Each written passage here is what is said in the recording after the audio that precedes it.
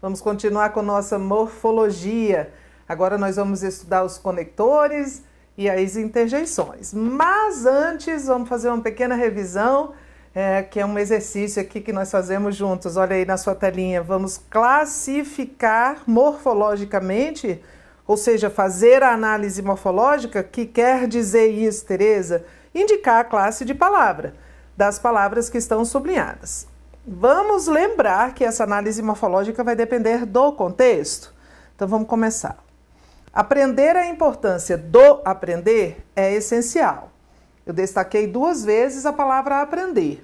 Na primeira, ela é um verbo, porque ela designa uma ação. É um verbo no infinitivo. Na segunda ocorrência, aprender não é mais verbo. Está vendo esse do aqui? Esse do é a preposição de mais o artigo o. O que o artigo faz mesmo? Substantiva, anuncia um substantivo. Então, aprender aqui é um substantivo, não é verbo. Esse processo de migração de uma palavra de sua classe original para outra é chamado de derivação imprópria. Lembra disso? É importante que você se lembre, não o nome, mas que você entenda que existe esse processo. E que uma palavra que pertence a uma classe X pode ser usada como se pertencesse a outra classe em determinado contexto. Os homens fortes vencem o medo e os fortes vencem o medo. A palavra forte está aqui sublinhada 2 vezes, uma nesta, outra nesta oração. Na primeira, fortes está associada, a palavra fortes está associada a homens. Homens é um substantivo. Fortes, portanto, aqui é um adjetivo, é um atributo dos homens. Mas embaixo, os fortes vencem o medo, eu tenho um artigo, eu tenho fortes, e ele não está apoiado em absolutamente nenhum nome. Não tem os homens fortes, os fortes homens, não está apoiado em nenhum substantivo. Então, aqui, ele é o substantivo. Depois dele eu tenho verbo, depois eu tenho um artigo e depois eu tenho um outro substantivo. Então, aqui em cima, apoiado em homens, que é um substantivo, fortes é adjetivo. E embaixo, ele é o próprio substantivo. Todos falaram muito. Esse muito se subordina a falaram e indica uma circunstância de intensidade. Muitos falaram muito, todos falaram muito. É um advérbio. É um advérbio de intensidade subordinado a um verbo. Vamos lembrar que advérbio de intensidade pode se subordinar a verbo, pode se subordinar a adjetivo ou pode se subordinar a outro advérbio. Aqui ele está subordinado a um verbo. E embaixo, todos falaram muito palavrão. Esse muito está associado a palavrão. Palavrão é um substantivo. Então, nenhuma chance de este muito ser um advérbio, porque os advérbios não se subordinam a substantivos. O que ele é, Tereza? Vamos lembrar. O que um termo subordinado a um substantivo em tese pode ser? Artigo, adjetivo, numeral ou pronome. Ele é um pronome indefinido adjetivo, né? Ele é um pronome adjetivo, porque acompanha o substantivo. Por que não é numeral, Tereza? Porque lembre-se, o numeral quantifica de modo preciso e muito palavrão aqui eu não tenho quantidade. Aqui, você me emprestou o livro, mas ainda não o li. Vou sublinhar aqui, o que já está em destaque. Você me emprestou o livro, mas ainda não o li. Qual a classificação dessas 2 ocorrências da palavra o? Na primeira, ela é um artigo, anunciando livro, que é o seu substantivo. E aqui, este o substitui a palavra livro. Ainda não o li significa ainda não li o livro. substitui a palavra livro, substitui um nome. Ele é um pronome, ele representa aquilo de que eu estou falando e ele é um pronome substantivo. Certo? O que mais? Olha aqui embaixo. Os homens bons são os que mais se destacam na nossa memória. Esse os se refere a homens, anuncia o substantivo homens, precede substantivo, ele é um artigo, e esse os, vou lhe dizer o que ele é, e a gente vai abrir um protocolo, toda vez que aparecer isso aqui, você vai pensar desta maneira. Este os, primeiro, não precede substantivo. Não precede substantivo. Segundo, equivale a aquilo, ou, nesse caso, como se refere à pessoa, aqueles. Terceiro, precede, sucede a palavra que. Toda vez que isso acontecer, significa, por isso que eu digo que é um protocolo. Toda vez que isso acontecer, significa que este os é pronome demonstrativo. Toda vez que isso acontecer, é um checklist. Esse os é pronome demonstrativo. Por exemplo, eu posso dizer assim: o que fizeram é imperdoável. Qual é a classificação morfológica deste o? Checklist. Esse checklist se aplica, olha, primeiro, não precede substantivo. Segundo, equivale a aquilo. No caso, equivale a aquilo. Pode ser que equivale a aquilo, aquele. Terceiro, precede que.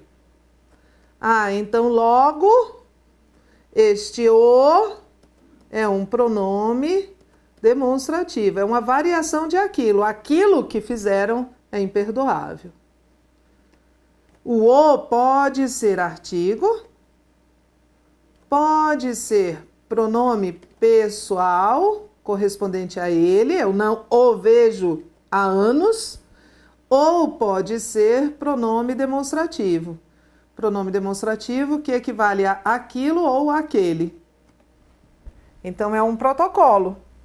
Como os 3 itens desse checklist, dessa exigência, foram atendidos, significa que este o aqui é pronome demonstrativo. Certinho? Havia mais pessoas no escritório hoje mais cedo.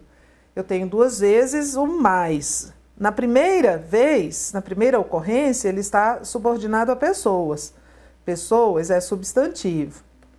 E esse mais é um pronome adjetivo indefinido. Não está quantificando, mais pessoas não tem quantidade certa, então não é numeral. Também não está dando um atributo, então também não é adjetivo, é um pronome adjetivo indefinido. E esse mais está subordinado a cedo, e cedo é advérbio. Mais cedo é a intensidade dessa circunstância, então ele é um advérbio. Vamos lembrar? Vou voltar aqui. Advérbio de intensidade pode se subordinar a verbo, a adjetivo ou a outro advérbio. Então, neste caso, o mais subordinado a substantivo é um pronome adjetivo. E neste caso, o mais subordinado a cedo, que é um advérbio, é outro advérbio. Advérbio de intensidade. Os advérbios de intensidade são os infiéis. Traem os verbos com adjetivos ou com outros advérbios. Tudo bem? Vamos continuar? A frase abaixo, em que o vocábulo muito pertence a uma classe gramatical diferente das demais, é: Como os celulares ficam muito tempo, está subordinado a tempo, tempo é um substantivo. Ah, então isso aqui é um pronome adjetivo, não pode ser advérbio, tá? Antes dos telefones celulares, os casais eram muito mais fiéis, eles eram muito fiéis, está subordinado a um adjetivo. Subordinado a um adjetivo é um advérbio de intensidade. Veja, se eu colocar aqui horas no lugar de tempo, vai ficar muitas horas. Então não pode ser advérbio, porque advérbio não flexiona. Mas há relatos de que a distração causada pelos celulares vai muito mais além, vai muito além. Está subordinado a além, que é um advérbio.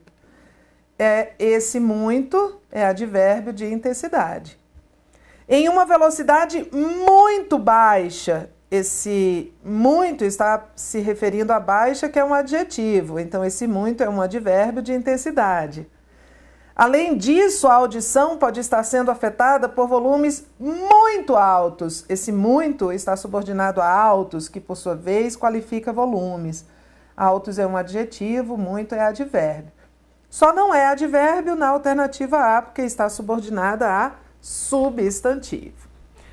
Bom, então fechamos a classe dos nomes, substantivo, artigo, adjetivo, numeral, pronome. Fechamos a classe dos verbos, verbo e advérbio. E o advérbio com aquele probleminha de infidelidade, mas nunca, nunca desleal, porque um advérbio nunca se vincula a um substantivo. Então agora vamos falar das classes de conectores, preposições e conjunções. Elas não exercem função sintática e pertencem à classe dos conectores, porque a função da preposição e a função da conjunção é ligar termos da oração a orações do período. Vamos comigo ver essa definição. Preposição é uma palavra invariável, não flexiona, não tem plural, não tem masculino, não tem feminino, só existe de um jeito, que relaciona dois termos de uma oração, estabelecendo entre eles relação de subordinação. Então, vamos lá, primeira coisa. É uma palavra invariável, ela relaciona, conecta, liga dois termos. Esses termos estão sempre ligados por uma relação de subordinação. Quer dizer que há um termo regente, o que manda, e um termo regido, que é aquele que obedece. Esse termo regente quer o termo regido perto dele, mas não muito. Então ele chama a preposição para intermediar esta relação. Então a preposição, quando surge, ela surge com o chicote na mão, porque a preposição vai subjugar algum outro termo. Então ela é ao mesmo tempo obediente a esse termo regente, que a solicita, e ela é mandatária do termo regido.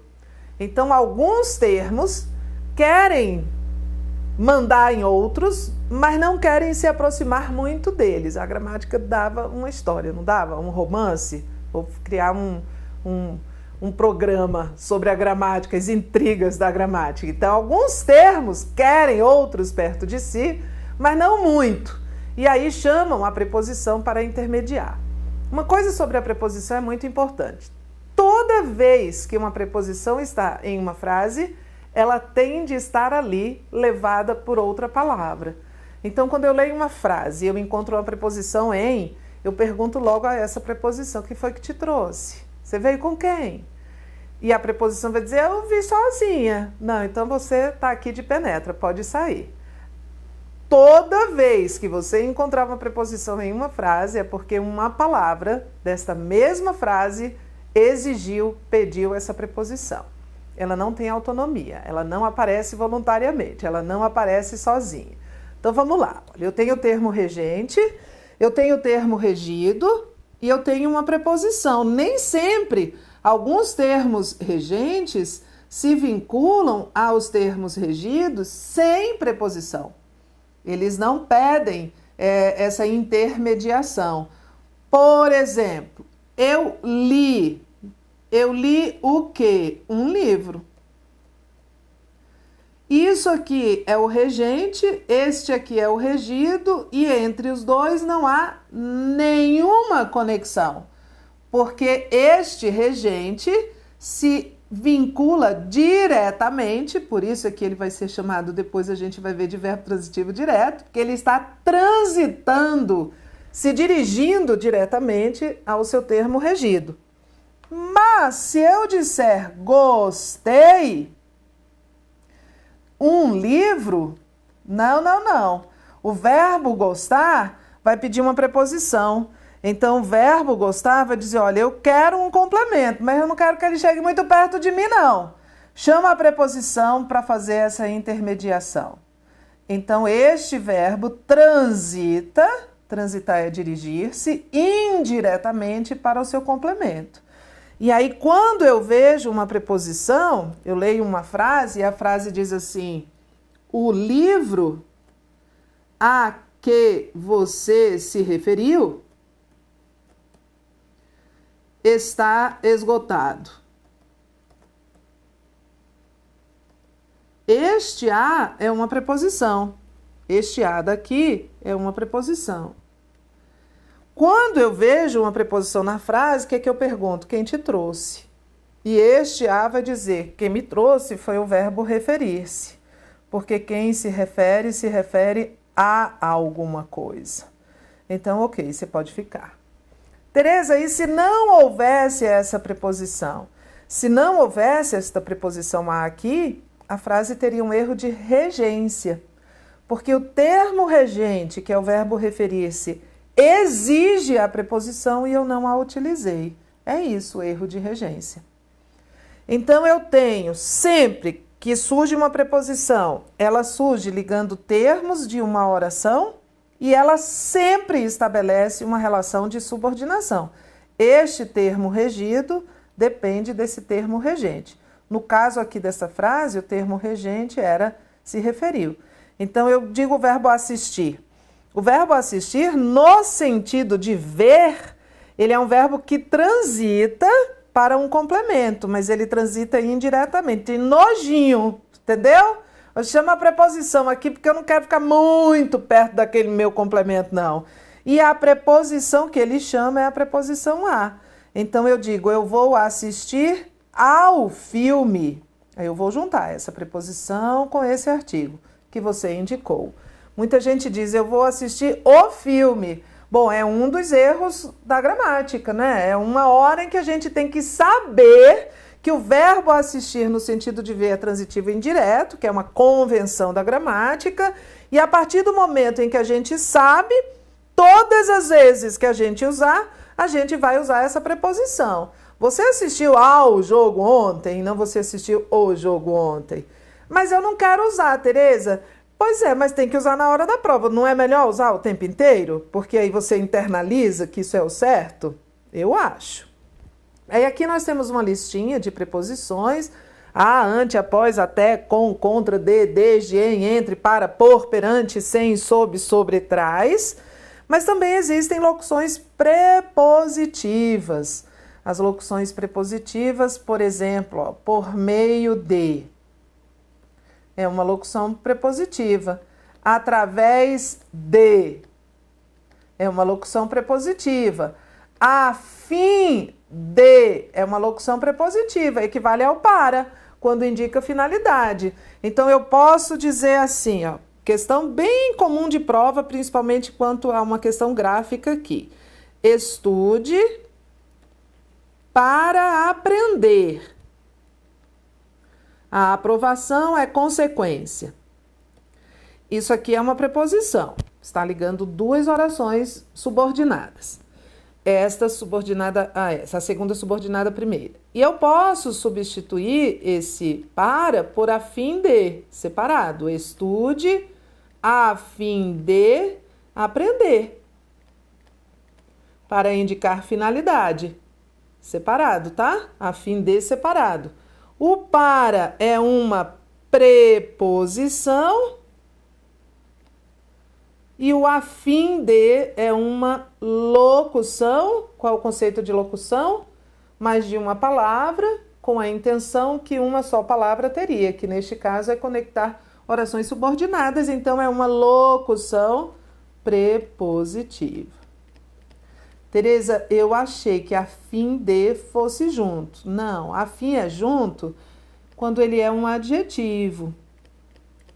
E aí ele dá ideia de afinidade.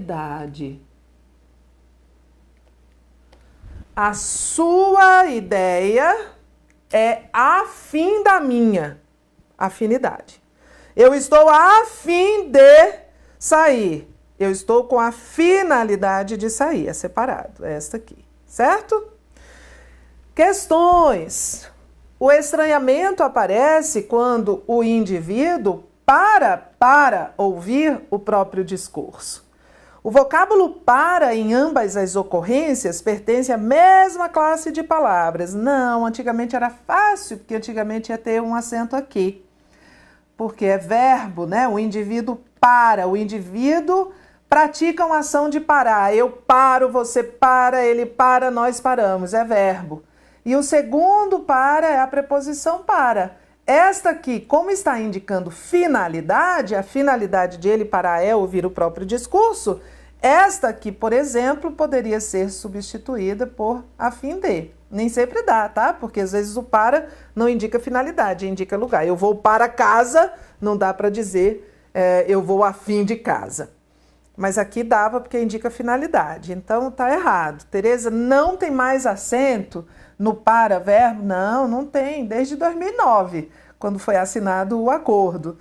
Oficialmente desde o início de 2016, que esse acordo está valendo como a única grafia do Brasil, dos países de língua portuguesa. Então não tem mais acento, não. O verbo por ainda tem acento, para diferenciar da preposição por. Então, por verbo tem acento, para diferenciar da preposição, mas o para verbo não tem mais. 2. A nova política condiciona a isenção da alíquota a contrapartidas das empresas. Em a isenção e em a contrapartidas, o termo a em ambas as ocorrências pertence à mesma, faltou aqui, a mesma classe. Ficou faltando essa informação. Vamos lá.